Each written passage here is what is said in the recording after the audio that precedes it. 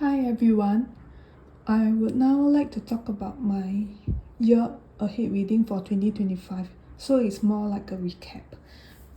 This deck is one of my favorites, the Tarot of the Hidden Realms. I did consider selling it off, but somehow it managed to stay, and I guess I couldn't let go of it. So for the theme of the year, it was the Eight of Wands, followed by the obstacle, which is the Six of Wands, and advice, which is the Ace of Pentacles, followed by the card, the theme of each month. The theme of the year, now that I think of it, the Eight of Wands, it comes to the picture, the image itself. It represents somebody being fixated on a goal and going towards it. And in a way, it is true. I have big milestones to move towards in the year of 2025, which mainly was about marriage, new house. So these are big goals, big milestones that I was working towards.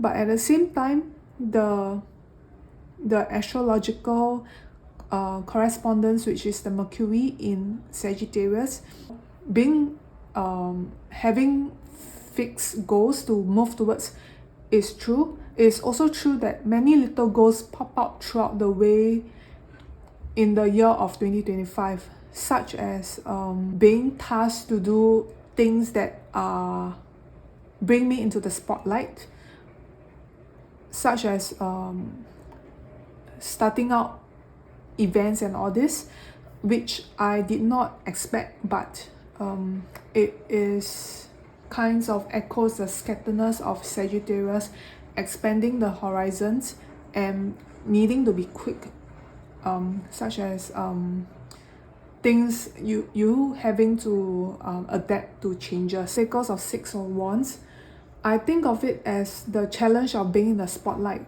So as I mentioned just now, there were events that I was tasked to take charge of, and to be in the spotlight for all this is typically difficult for me, but I did manage. It was very stressful for me, which I will speak about later.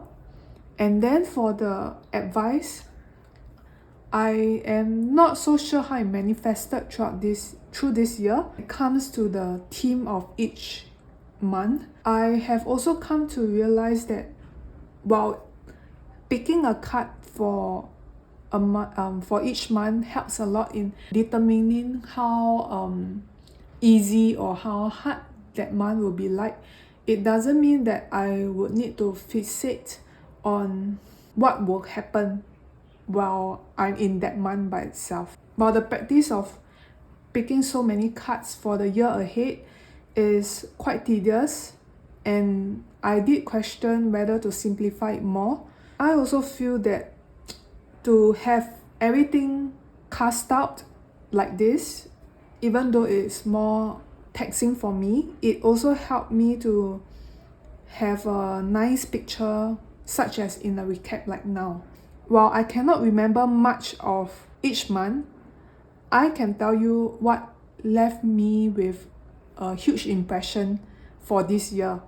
So first up was the King of Wands, which is in the month of April, where I had to start packing things in my own house, moved to the new house to do some cleaning up, and I got very sick in the midst of April because there was too much dust all around, and I got sick. And I even get heat rash on my hands when I was cleaning out the windows.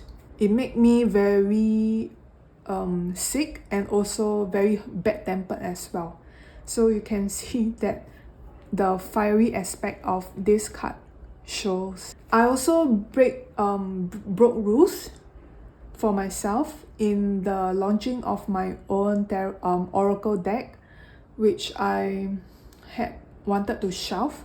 So it's on the market now. Okay, so for the month of May as well, why is it important to me is because I moved officially into my new house and I have to do many things by myself. Also, it is in this month that there was a new addition to the family.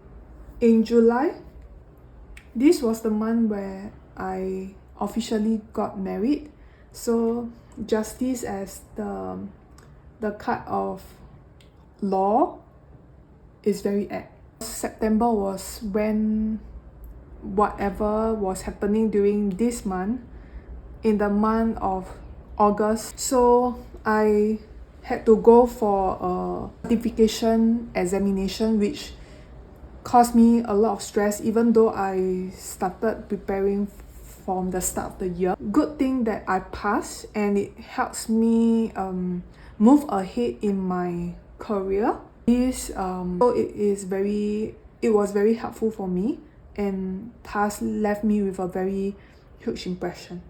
October and November were the months where there were a lot of things to be done, and I was put in so many ways, especially in October when the planning started, to a point where I suffered in health. So it was not terrible, but I did not change my diet, but somehow my scalp just start to produce a lot of oil. Then my hair looks very oily, and my scalp, I drop a lot of hair, and I just don't look presentable at all. So this was a result of the stress, and now thankfully my scalp condition has finally gotten back to normal. But it was very scary for me because I did not know what was happening. And November was where the events that I have planned for in October ended. So I was relieved. And also November was the month where I started to want to do more things by hand. So there were quite a lot of projects that I thought of by upcycling my old work clothes, and also I have gotten a lot of fabrics from an art installation and so I thought I would like to do things that make my life more fun. So one of this was this dragon headpiece that I will stick onto my cap using magnets. But I test run it recently, and I find that having this extra weight on the cap will make my neck sore very quickly.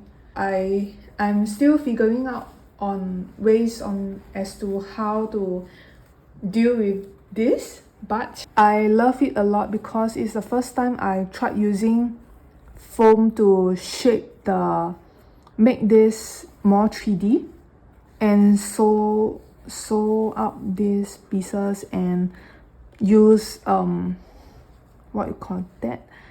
patterns to cut the fabric up and sew it properly. So all of these are hand sewn on. And then I have also tried to upcycle my old work clothes. So I just have to buy iron patch to cover up my company's logo, and then I bought some buttons to sew onto the piece of clothes. So this is the first test piece. It wasn't well done. I have a second piece which I finished that looks much better. So this is another kind of button to make things cuter. And I also went online to look at cute things, and these were my favorite 3 things that I've gotten. Yeah, I love them a lot. Have you all done your year ahead recap for 2025? Hope you will share them with me in the comments below. Thank you. Bye bye.